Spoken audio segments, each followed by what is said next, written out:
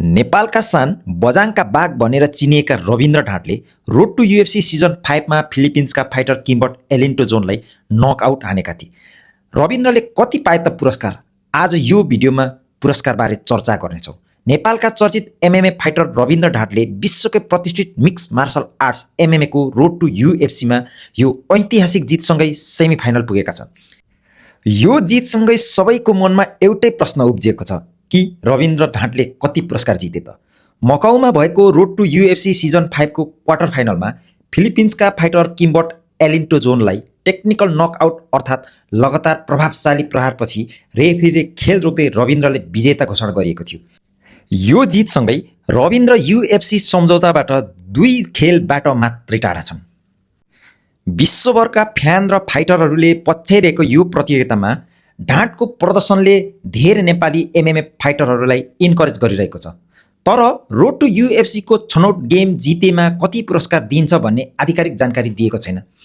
युएफसीले यो प्रतियोगितामा सहभागी फाइटरहरूको आधिकारिक पारश्रमिक खुलाएको हुँदैन, तर अन्तर्राष्ट्रिय एमएमए पत्रकार र विभिन्न रिपोर्टहरूको आधारमा प्रारम्भिक चरणको फाइटरहरूले निश्चित रकम पाउने प्रावधान भने रहेको छ।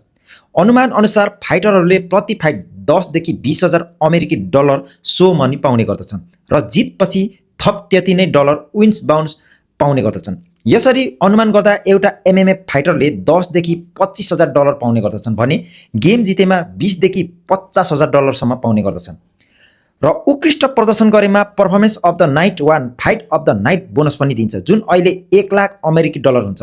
केही फाइटरहरूले नकआउट जितेमा 25,000 डलर थप बोनस पाउने गर्दछ।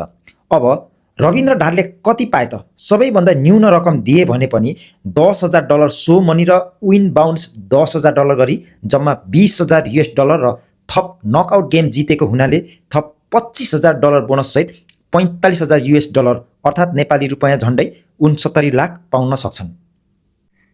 तर यहाँ मुख्य आकर्षण यो प्राइज मनी भन्दा युएफसीसँग प्रत्यक्ष सम्झौता गर्ने अवसर नै हो। यो प्रतियोगितामा विजेता बनेमा फाइटरले युएफसी को रोस्टरमा स्थान पाउनेछन्, जुन मिक्स मार्शल आर्ट्सको सबैभन्दा ठूलो उपलब्धि मानिन्छ। ढाँटको सेमिफाइनलमा अझ कडा चुनौती देखिन्छ। न्युजिल्यान्डका कासिप मुर्डोक अहिलेसम्म अपराजित छन्, जसले गर्दा रविन्द्रलाई केही चुनौती छ। तर अब फेरि बजाङका बाघले कासिप मुर्डोकलाई झ्याप्पु हानेर ढाल्नेछन् र फाइनल पुग्नेछन्। रविन्द्रलाई अग्रिम शुभकामना।